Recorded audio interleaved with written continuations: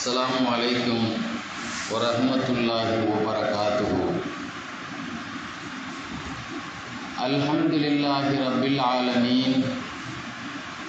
வஸ்ஸலாத்து வஸ்ஸலாமு அலா சய்யிதில் முர்சலீன் வ ஆலிஹி வ ஸஹ்பிஹி அஜ்மஈன். சுப்ஹானக லா இல்ம லனா இல்லா மா அல்லம்தனா இன்னக அன்தல் அலீமுல் ஹக்கீம். கண்ணியத்துக்கும் மரியாதைக்கும் உரிய அல்லாஹ்வுடைய நல்லடியார்களே, பெரியோர்களே,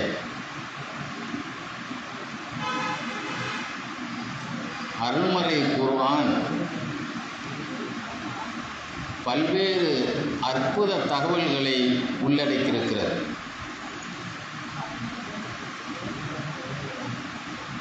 ஒரு 1,24,000 நபிமார்களில் 25 நபிமார்களை அல்லாஹ் குர்ஆனிலே நமக்கு சொல்லியிருக்கிறான். அப்படி சொன்னதோடு நிறுத்தி கொள்ளாமல் அதில் சில நபிமார்களுக்கு அல்லாஹ் வழங்கிய அற்புதங்களையும் நமக்கு ஞாபகப்படுத்துகிறார். அதில்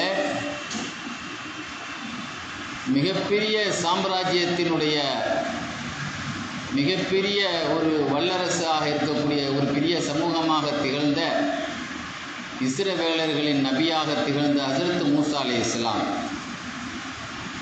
இஸ்ரவேலர்களில் அவர்களைப் போல ஒரு பெரிய சமூகம் வேறு எந்த நபிக்கும் கிடைக்கவில்லை. அப்படிப்பட்ட மிகப்பெரிய 12 லட்சம் மக்களை அழைத்து கொண்டு அவர்கள் கடலை கடந்து சென்ற வரலாறை நாம் பார்க்கலாம். மூசா அலைஹிஸ்ஸலாத்துக்கு அல்லாஹ் கொடுத்த மிகப்பெரிய 2 அற்புதங்கள். அதில் ஒன்று என்னவென்றால், அல்லாஹ் அவங்களுக்கு ஒரு கைத்தடியை கொடுத்துருந்தான். அந்த கைத்தடியின் மூலமாகவே அவர்கள் தன்னுடைய ஏகத்துவ பிரச்சாரத்திற்கு ஒரு சிறந்த ஒரு சான்றாக அவருடைய கைத்தடி திகழ்ந்தது. குர்ஆனிலேயே நல்லா சொல்லி காட்டுவான். 3 அற்புதங்கள் அந்த கைத்தடியிலேயே அவர் மூசா அலைஹிஸ்ஸலாம் காட்டினான். ஒன்று என்னன்னா, மூசாவுடைய சமுதாயம் தண்ணி கேட்ட பொழுது ஒரு பாறையை அடித்தாங்க. பஜரத்து மின் ஹுஸ்னத்தா அஸ்ரத் ஐனா பகுலிபி அசாக்கல் ஹஜர், நபியை உங்கள் கைத்தடியால் அடிங்க அப்படின்னு சொன்ன உடனே ஒரு அடியில் ஒரு இடத்துல போர் போட்டு அங்கே தானே தண்ணி வரணும். ஆனால் அங்கே அடிக்கவும் 12 இடத்துல 12 பிரிவாக 12 பிள்ளைங்க, யாக்கூப் அலைஹிஸ்ஸலாத்துக்கு 12 பிள்ளைங்க. அந்த 12 பேர்களுடைய வாரிசுகள் தான் இஸ்ரவேலர். அந்த 12 ஊற்றாக பிரிந்ததை அல்லாஹ் சொல்லி காட்டுறான். இன்னொரு சமயத்தில் மூசா அலைஹிஸ்ஸலாம் ஃபிரௌனுடைய அந்த முன்னிலையில் ஒரு பெரிய போட்டி நடந்தது. அந்த போட்டியில் அவர்கள் தன்னுடைய கைத்தடிகளையும் கயிறுகளையும் போட்ட பொழுது பாம்பாக உருவெடுத்தது. அல்லாஹ் சொன்னான், நபியே உங்கள் கைத்தடியை நீங்கள் போடுங்க. போட்ட உடனே அது தல்கஃபுமா யஃபிகூன், அது எல்லா பாம்பையும் முழுங்கக்கூடிய ஒன்றாக அது பாம்பாக மாறிவிட்டது. இப்படி ஒரு அதிசயத்தை அல்லாஹ் சொல்றார். அதே போல ஃபிரௌனை விட்டும் அவர்கள் இரவோடு இரவாக தன்னுடைய சமுதாயத்தை ஃபிரௌனுடைய அந்த ஆதிக்கத்திலிருந்து காப்பாற்றுவதற்காக இரவோடு இரவாக காலியாகி போய் கடலுக்கு பக்கத்தில் போய் நின்ற பொழுது வழியில் தெரியாமல் பின்னால் ஃபிரௌன் துரத்தி வர அல்லாஹ் சொன்னான், கவலைப்படாதீங்க, உங்கள் தடியால் கடலை அடிங்கன்னால. பகுதி அசாக்கல் பஹர், கடலை அடிங்க நாயகமே நபியே. ஃபலக்க, அது கத்தவுதில், அது மிகப்பெரிய மலையைப் போல அது பாதையாக கடல் பிளந்து காய்ச்சலித்தது. ஆக தடியிலேயே 3 அதிசயம் குர்ஆனிலே சொல்லப்பட்டிருக்கிறது. மூசா அலைஹிஸ்ஸலாத்துக்கு இருந்த இந்த கைத்தடி இருக்கிறதே, அது ஒரு வரலாற்று சிறப்புமிக்க ஒன்று. மூசா அலைஹிஸ்ஸலாம் அந்த ஷுவைப் அலைஹிஸ்ஸலாத்துடைய மகளை கல்யாணம் முடித்தாங்க. கல்யாணம் முடிக்கும்போது தன்னுடைய மனைவியை விட்டு அவங்க மனைவியோடு பிரிய நினைக்கும் பொழுது ஷுவைப் அலைஹிஸ்ஸலாத்துக்கு நிறைய கம்புகள் கைத்தடிகள் இருந்தது. சொர்க்கத்திலிருந்து வந்தது. நபிமார்கள் வாரிசாக ஆதம் அலைஹிஸ்ஸலாத்திலிருந்து வாழையடி வாளியாக வந்தது. அப்போ கிளம்பும் போது மருமன்ட்ட சொன்னாங்க, உள்ளே போய் ஒரு கம்பு எடுத்துக்கோங்கன்னா. ஏன்னா ஆடை அவங்க தன்னுடைய மகளுக்கு சீதனமாக ஆடுகளை கொடுத்தாங்க. அப்போ ஆடு கம்பு கையில் ஒன்று வேணுமா இல்லையா, அதனால ஒரு கம்பு எடுத்துக்கன்னா. நிறைய கம்பு இருந்தது. ஆனால் இவங்க கை வைக்கும்போது இவங்க கையில் சிக்கின கம்பு எதுன்னா, ஆதம் அலைஹிஸ்ஸலாம் எதை பயன்படுத்தினாங்களோ, சொர்க்கத்திலேருந்து கொண்டு வந்தாங்களோ அந்த தடி தான். ஷுவைப் அலைஹிஸ்ஸலாம் பார்த்துட்டு சொன்னாங்க, இதை பார்த்துட்டு இதை வச்சுட்டு வேற எடுத்துட்டு வாங்கன்னா. ஆனால் வேற எந்த கம்பு இவங்க கையில் வரல, இந்த ஒன்று மட்டும் தான் கையில் வந்தது. விளங்கி கொண்டார்கள், அல்லாஹ் இந்த கம்பை இவங்களுக்கு தான் கொடுக்கணும்னு அல்லாஹ் நாடுறான்னு தன்னுடைய மகளை அனுப்பி வைத்தார்கள். சில ஆடுகளோடு அவர்களை வழி அனுப்பும் பொழுது ஷுவைப் அலைஹிஸ்ஸலாம் செய்த உபதேசம் என்னன்னா, நீங்கள் போகும்போது 2 ரூட்டு பிரியும். இந்த 2 ரூட்டில் வலதுபுறமாக ஒரு பாதை பிரியும், இடதுபுறமாக ஒரு பாதை பிரியும். ஆனால் நீங்கள் வலதுபுறமான பாதையில் போயிடாதீங்க, அங்கே நிறைய பாம்புகள் கொடிய கருணாங்கு விஷ பாம்புகள் உள்ள பகுதி அது. அதனால் உங்களுக்கும் உங்கள் ஆடுகளுக்கும் ஆபத்து இருக்குது. நீங்கள் அந்த இடது பாதையை நீங்கள் பிரிஞ்சு போங்கன்னு சொன்னாங்க. ஆனால் மூசா அலைஹிஸ்ஸலாம் அந்த பகுதியை வரும்பொழுது அந்த ஆடுகள் கட்டுப்பாடை இழந்து நம்ம ஒரு பக்கம் போனால் அது ஒரு பக்கம் ஓடும்ல, இந்த மாதிரி அந்த பகுதியை இவங்களை கட்டுப்படுத்த முடியாமல் அது எந்த பகுதியில் வலது பக்கத்தில் போவாதீங்கன்னு சொல்லி விட்டாங்களோ அந்த பகுதிக்கு அந்த ஆடுகள் போயிடுச்சு. சரி, இவங்களை கட்டுப்படுத்த முடியாமல் இவங்களும் மூசா அலைஹிஸ்ஸலாம் தூங்கிட்டாங்க. தூங்கிட்டு இருக்கும்போது பக்கத்தில் அவங்க கைத்தடி ஒரு தடி கொடுத்து விட்டாங்கல்ல, அந்த கைத்தடி பக்கத்தில். அப்போ அங்கே இயற்கையிலே அது பாம்புகள் பகுதி இல்லவா, அதுப்போ ஒரு பாம்பு மூசா அலைஹிஸ்ஸலாம் பக்கத்தில் வந்த பொழுது இந்த கைத்தடி தானாக எழுந்து அந்த பாம்பை அடித்து அந்த இடத்துல பாம்பு செத்து அந்த கைத்தடியில் இரத்தக்கரையோடு இருக்கு. மூசா அலைஹிஸ்ஸலாம் முழிச்சு பார்க்குறாங்க, பாம்பு செத்து கிடக்குது, கைத்தடியில் இரத்தக்கரை. ஏன்றால் இது அல்லாஹ்வுடைய அதிசயத்தை நிகழ்த்திய கைத்தடி அல்லவா. அதே மாதிரி மூசா அலைஹிஸ்ஸலாம் என்ன செய்தாங்க, ஒரு நீர் தேக்கத்தில் நின்று கொண்டு அந்த ஆடுகளுக்கு ஒரு அடையாளம் போட்டாங்க. நீங்கள் பார்த்தீங்கன்னா ஒரு வயக்காட்டில் பல ஆடுகள் பல மாடுகள் மேயும், ஆனால் ஒவ்வொருத்தருக்கும் ஒரு அடையாளம் போட்டுருப்பாங்க. அது மாதிரி மூசா அலைஹிஸ்ஸலாம் அந்த ஆடுகளுக்கு அந்த கைத்தடியால் சில அடையாளங்கள் போட்டாங்க. அது மாதிரி தண்ணி குடிக்கும்போது விழா பகுதியில் அதால் தடவி விட்டாங்க. அந்த தடவதனுடைய அந்த பறக்கத்து என்ன அப்படின்னு எழுதுவாங்க. வரலாற்றில் மிகப்பெரிய தப்சீரில் நம்பர் 1 தப்சீர் இப்னு கஸீர் ரஹ்மத்துல்லாஹி அலைஹி 7ஆம் நூற்றாண்டில் எழுதிய ஒரு மிகப்பெரிய ஒரு தப்சீரில் எழுதியிருப்பாங்க.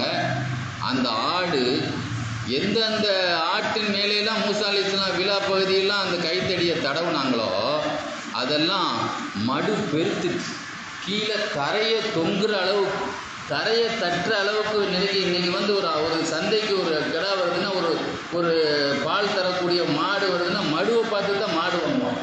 மடு கட்டியாக இருக்கா, மடு பலமாக இருக்கா, நல்ல பால் தரும்.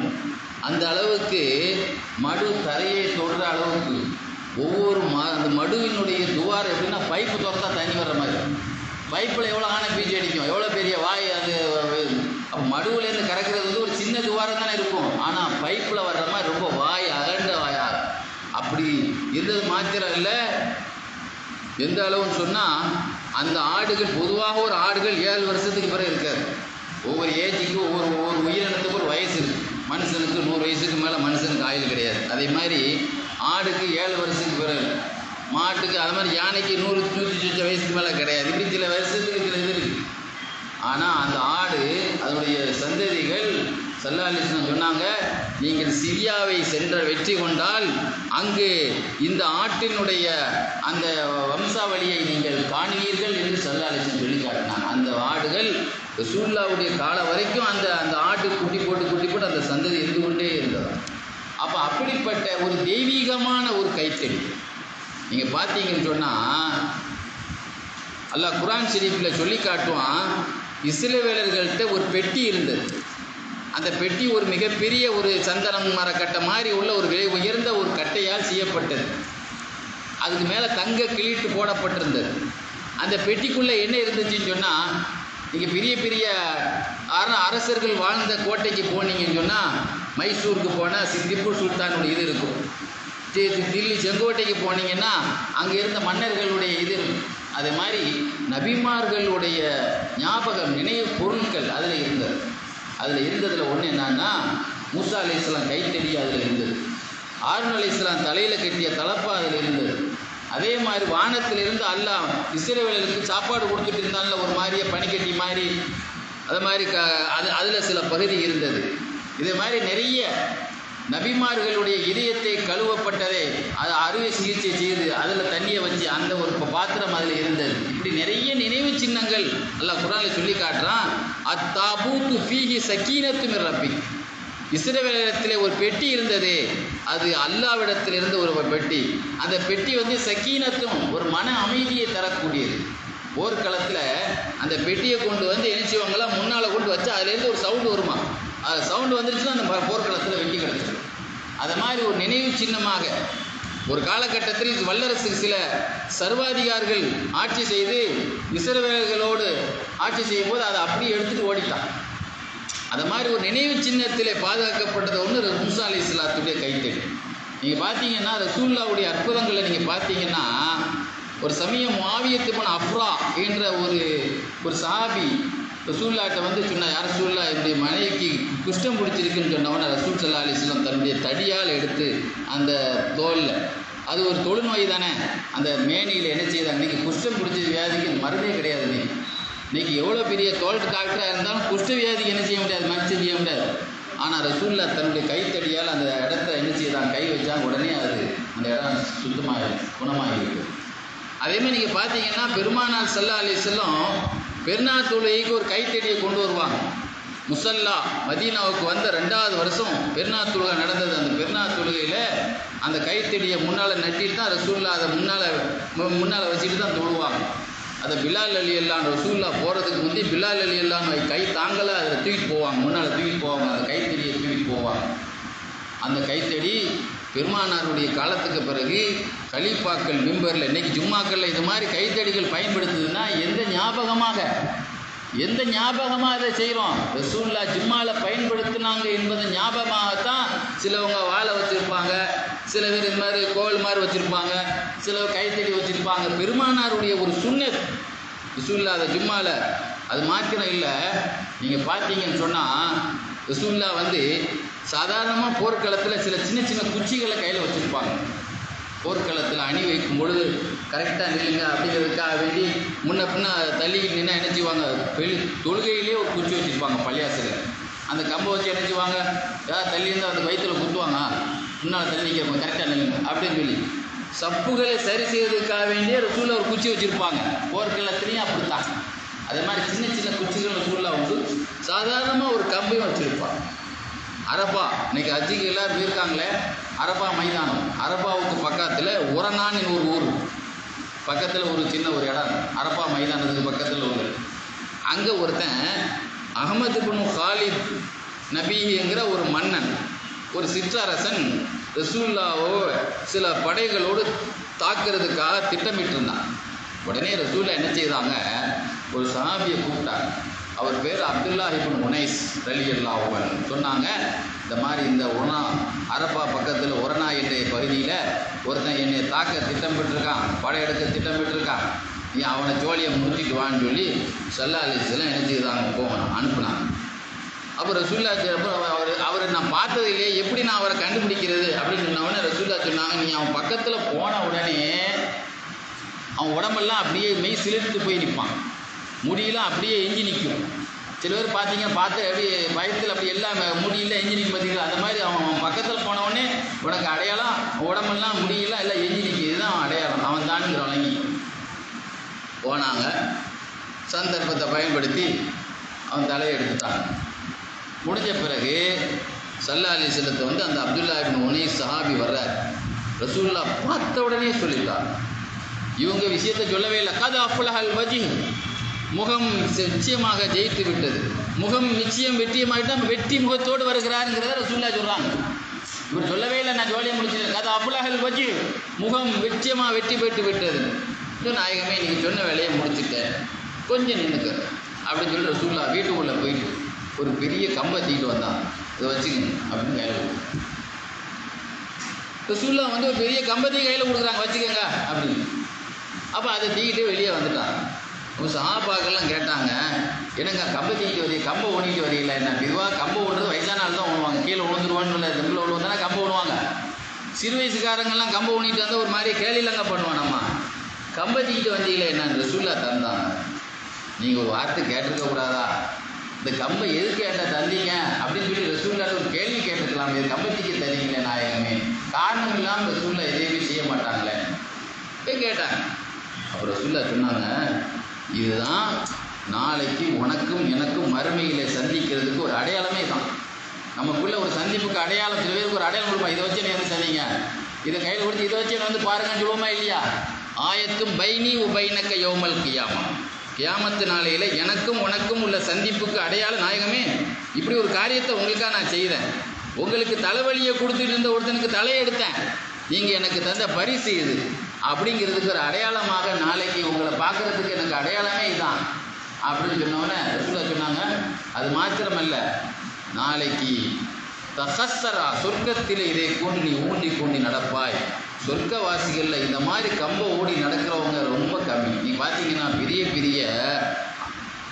பெரிய ஜமீன்தார்லாம் பாருங்கள், பெரிய கம்பை ஓடிட்டு தான் வருவாங்க, பார்த்துருக்கீங்களா? பெரிய அரண்மனைகளில் ஜமீன்தார்களை பாருங்கள், ஒரு பந்தாவை ஒரு கம்பை ஊனிட்டு தான் வருவாங்க. அதான் அப்போ தான் ஜமீன்தார்னே அடையாளம். அது மாதிரி சொர்க்கத்தில் இதே மாதிரி ஜமீன்தார் மாதிரி இந்த கம்பை தூக்கி ஊனிட்டு நடக்கிறவங்க, அதில் ஊனி இருக்கிறவங்கலாம் ரொம்ப கம்மி.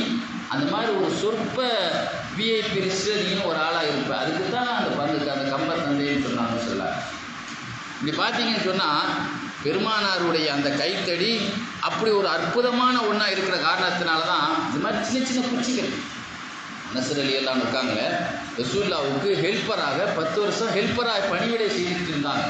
அவங்கள்ட்ட அதனால் நிறைய அவங்களுடைய பயன்படுத்திய சாமான்கள் அவங்கள்ட்ட கிடைச்சதில் ஒரு குச்சி எடுத்து வச்சுருந்தாங்க. ரசூல்லா நான் சொன்னல, தொழுகையில் சப்புகளை சரி செய்கிறதுக்கு, போர்க்களத்தில் நிறைய பேரை வரிசையை சரி பண்ணுறதுக்கு வச்சுருப்பாங்கள்ல, அதில் ஒரு கலீப், அரபியில் கலீப்னா சின்ன குச்சி, சின்ன வெளிக்கூடத்தில் அடிக்கிறதுக்கு வச்சுருப்போமே இல்லையா ஒரு குச்சி. கம்புங்கிறது ஊனின்னு நடக்கிறதுங்க, குச்சிங்கிறது சின்ன குச்சி எடு அடிக்கிறது, டீச்சர் சொல்லுவாங்க குச்சி எடு அப்படின்னு சொல்லுவாங்கல்ல, அது மாதிரி ஒரு சின்ன குச்சி சொல்லுவார்கள். அனஸ் ரலியல்லாஹு அன்ஹு அவங்கள்ட்ட ஒரு சின்ன குச்சி இருந்துச்சு. தான் இறக்கும்போது சொல்லியிருந்தாங்க தன்னுடைய மாணவர் இப்னு சீரின்ட்ட, நான் இறந்துட்டா என்னுடைய விழா பகுதியில் கபன் பொதியும் போது இந்த குச்சியை ரசூல்லாவுடைய அந்த குச்சி என்னுடைய ஞாபகமாக என்னுடைய கபனில் என்னுடைய புஜத்தில் வலது புஜத்தில் வச்சு பொதியணும்னு சொன்னாங்க. அதன் அடிப்படையில் தான் அனஸ் ரலியல்லாஹு அன்ஹுவுக்கு அப்படியே செய்யப்பட்டது என்று கிதாபில் பார்க்கலாம். நீங்கள் அது மாதிரி நீங்கள் பார்த்தீங்கன்னா சஹாபாக்கள் அதை பயன்படுத்தினாங்க. ரசூல்லா உமர் ரலியல்லாஹு அன்ஹு காலத்தில், உஸ்மான் காலத்தில் இப்படி உஸ்மான் ரலியல்லாஹு அன்ஹு ஆட்சியில் இருக்கும்போது கலவரம் வந்துடுச்சு. கலவரம் வந்து ஜும்மாவில் உஸ்மான் ரலியல்லாஹு அன்ஹுவுக்கு அடிக்க போனாங்க, கொலையே செய்யப்பட்டாங்கல்ல பள்ளிவாசலில். உஸ்மான் ரலியல்லாஹு அன்ஹு கொலை செய்யப்பட்டாங்கல்லங்க. இன்றைக்கும் பாருங்கள், மதீனாவில் சஹாபாக்களுடைய அடக்கஸ்தலத்தில் எந்த சஹாபி அடக்கப்பட்டாங்க யாருக்கும் தெரியாது. ஆனால் உஸ்மான் ரலியல்லாஹு அன்ஹு சுபு தொழுத உடனே 1 மணி நேரம் திறப்பாங்க, அசர் தொழுத உடனே 1 மணி நேரம் திறந்து போடுவாங்க. திறந்த உடனே 2 இடத்துல தான் கூட்டமாக இருக்கும், ஒன்று நுழைவாயில், ஒன்று ஆக லாஸ்ட்டில். அங்கே எங்கன்னா உஸ்மான் ரலியல்லாஹு அன்ஹுடைய இடம். உஸ்மான் ரலியல்லாஹு அன்ஹு இடம் கேட்டால் யாருன்னு அங்கே உள்ள போலீஸ்காரங்களை, அங்கே உள்ள மொல்லிம்கள் கேட்டால் தெரியாது, வரலாறு தெரியாதுன்னு சொல்லுவான். ஆனால் சரித்திரப்படி பார்த்தா உஸ்மான் ரலியல்லாஹு அன்ஹு அடக்கப்பட்டது லாஸ்ட் தான். ஏன்னா அதுக்கு பிறகு அந்த பகுதி எக்ஸ்டெண்ட் பண்ணப்பட்டது. உஸ்மான் ரலியல்லாஹு அன்ஹு ஜனாசாவை உள்ளே கூட அடக்க அனுமதி கொடுக்கல, அவங்க அடுத்த இடத்த வாங்கி தான் அடக்கப்பட்டது. இன்றைக்கி விரிவாக்கப்பட்டதுனால அது லாஸ்ட்டாக போய்விட்டது. அந்த அளவுக்கு அந்த சஹாபி அடக்கப்பட்டது. ரசூலுல்லாஹ் மணிமார்கள் எங்கே அடக்கப்பட்டது கூட யாருக்குமே தெரியாது. அந்த அளவுக்கு அல்ல அவங்களுடைய அடக்கப்பட்ட இடத்துக்கு இத்தனை யாசீன்கள் எவ்வளோ பேர் ஒரு நாளைக்கு 100 பேர் நின்று ஓட்டி கொண்டிருக்கக்கூடியதை எந்த போலீஸாலும் கட்டுப்படுத்த முடியாத அளவுக்கு நின்று அல்லாஹ் அப்படிப்பட்ட ஒரு பாக்கியத்தை அல்லாஹ் கொடுத்தானா இல்லையா? கதீஜா நாயகி அடக்கப்பட்ட இடம் மட்டும் தான் ஜன்னத்துல் முஅல்லா, மக்காவில் தெரியுதா இல்லையா? எல்லோரும் போகிறாங்களா இல்லையா? அது மாதிரி உஸ்மான் ரலியல்லாஹு அன்ஹுடைய இடத்துக்கு அப்படி இருக்கும். அவங்களுடைய உஸ்மான் ரலியல்லாஹு அன்ஹு ஓதிக்கிட்டு இருக்கும்போது அந்த கம்பை பிடுங்கி, ரசூலுல்லாஹ்வுடைய கம்பை பிடுங்கி ஜஹ்ஜாஹுல் கிஃபாரிங்கிற ஒரு ஆள், பொதுவாக நல்ல விஷயம் நல்லவர்களோடு மோதக்கூடாது என்றைக்குமே. நல்லவர்களோடு மோதினா என்ன ஆகுன்னா மோசமாக தான் இருக்கும். அது மாதிரி அந்த கம்பை தூக்கி முட்டில் வச்சு ஒடித்த ஒரே வருஷத்திலே அந்த முட்டிலே அவருக்கு கேன்சர் ஏற்பட்டது என்று எல்லா வரலாறுமே. ஒரு வரலாறுல இல்லை, அரபுல எத்தனை வரலாறு நான் பார்த்தேனோ அவ்வளோ வரலாறுலையும் பார்த்தேன். உக்குள்ளத்துன்னு எழுதியிருப்பார். உக்குள்ளத்துனா கேன்சர்னு அர்த்தம் அரபியில்.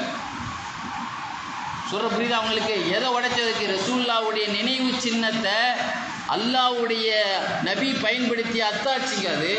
இன்னைக்கு 30 வருஷம் கலீஃபாக்கள் ஆட்சி செய்த பிறகு சிரியாவிலே உமர் இப்னு அப்துல் அசீஸ் ஒரு மன்னர் வந்தார். அவருக்கு 2வது உமர்னு பேர். தி 100 என்ற ஒரு நூலில் கூட மைக்கேல் ஹார்ட் கூட அந்த 2வது உமர் இப்னு அப்துல் அசீஸ் பேரை கொண்டு வந்திருப்பார். உலகத்தில் சிறந்த தலைவர் 2ஆம் உமர். அந்த உமர் இப்னு அப்துல் அசீஸ் என்ன செய்வாங்க, அவங்க ஆட்சி காலத்தில் அந்த ரசூலுல்லாவுடைய கைத்தடி என்ன செய்வாங்களாம், ஜும்மா தொழுகைக்கு வரும்போது அப்படியே கைத்தாங்களா தூக்கிட்டு வருவாங்களாம். அப்படி தூக்கிட்டு வந்து 2வது கொத்துபால தான் அதை எடுத்து ஓத ஆரம்பிப்பாங்க. 2வது கொத்துபால ஓதும்போது கூட ஓதுறதுக்காக ஊனுவாங்க, உடம்பு பேலன்ஸுக்காக ஊன்னு நினச்சி அப்படி தூக்கிடுவாங்க. நம்ம உடம்பு பேலன்ஸுக்கு தூக்கக்கூட மரியாதை இல்லை, அது ஓதுறதுக்கு தான் ஊனமே தவிர உடம்பு பேலன்ஸுக்காக ஊத நினச்சி அப்படி தூக்கிடுவாங்க. அப்படி தொழு முடித்த பிறகு தொழுகையில் வரும்போது முசல்லாவுக்கு பக்கத்தில் வச்சு தொழுவாங்க. அத்தஹியாத்தில் இருக்கும்போது அதை தூக்கி மடியில் வச்சுக்குவாங்க. சலாம் கொடுத்த பிறகு அதை எடுத்துக்கிட்டு கீழே படாமல் அப்படி கையில் கொண்டு போவாங்க. அடுத்த வாரம் வரும்போது தான் நினச்சிவாங்களா அதை கொண்டு ஊனிட்டு வருவாங்கன்னு எழுதுறாங்க. அப்படி இப்படி பல மன்னர்களும் அதை வாக்கியமாக பயன்படுத்தினாங்க. நீங்கள் சாதாரணமாக பார்த்தீங்கன்னா ரசூல் ஸல்லல்லாஹு அலைஹி வஸல்லத்தினுடைய ஒவ்வொன்றும் எல்லாமே கல்லும் கவிபாடு மாதிரி. ரசூலுல்லாஹ்வுடைய கை பட்டது, தொட்டது, கண் பட்டது, வாய் பட்டது, உடல் தொட்டது, எல்லாமே அற்புதம், எல்லாமே நபியின் சாட்சியாக இருக்கும். அப்படிப்பட்ட ஒரு நபியின் நினைவு சின்னமாகத்தான் இன்னைக்கு எல்லா பள்ளியாசிலையும் மிம்பர்களில் என்ன செய்கிறாங்க, அந்த அசாவை நம்ம என்ன செய்யணும், பயன்படுத்துகிறோம். ஆக அல்லாஹ்வுடைய ரசூலுடைய இந்த பரக்கத்தான இந்த நினைவு சின்னத்தை இன்னைக்கு பாருங்கள், அதை பயன்படுத்தாத யாரும் அந்த இயக்கத்துடைய பள்ளியாசில் மட்டும்தான் அந்த அசாவை பார்க்க முடியாது. ஏன்னா நினைவு சின்னன்னே ஒன்று இல்லைங்கிறான் அவன், அற்புதம்னு ஒன்றே இல்லைங்கிறான் அவன். அந்த மாதிரி ஆட்கள் நமக்கு தேவையில்லை. அதனால் நல்ல நினைவு சின்னங்களை நாம் மதிக்க வேண்டும். ஒமையோ அல்லிம் ஷாயிரல்லா, அல்லாஹ்வுடைய சின்னங்களை எவன் கண்ணியப்படுத்துகிறானோ அவனுக்கு தான் அவன் இதயத்தில் இறையச்சே இருக்குங்கிறான். அல்லாஹ்வுடைய சின்னத்தை எவன் கண்ணியப்படுத்தலையோ அவன் உள்ளத்தில் என்ன இல்லை, இறையச்சம் கிடையாது. அதனால் அது சீக்கிரம் தொட்டு முத்துங்கன்னு நம்ம சொல்லலை. எதுக்கு என்ன மரியாதை கொடுக்கணுமோ அதுக்கு மரியாதை கொடுக்கணும், தொடரதுக்கு தொடர் கொடுக்கணும். கண்ணை கொண்டு வைக்கணும், நம்ம சுஜூது பண்ணணும்னு நம்ம என்ன செய்யலை, சொல்லலை. அல்லாஹ் சுப்ஹானஹு வ தஆலா அப்படிப்பட்ட அல்லாஹ்வுடைய சின்னங்களை கண்ணியப்படுத்தக்கூடிய இதயச்சமுள்ள இதயமுள்ளவங்களாக அல்லாஹ் நம்முடைய இதயத்தை ஆக்கியவர்கள் புரிவானாக. வாஹிர் தாவானா அல்ஹம்துலில்லாஹி ரப்பில் ஆலமீன். அஸ்ஸலாமு அலைக்கும் வரஹ்மத்துல்லாஹி வபரகாத்துஹு.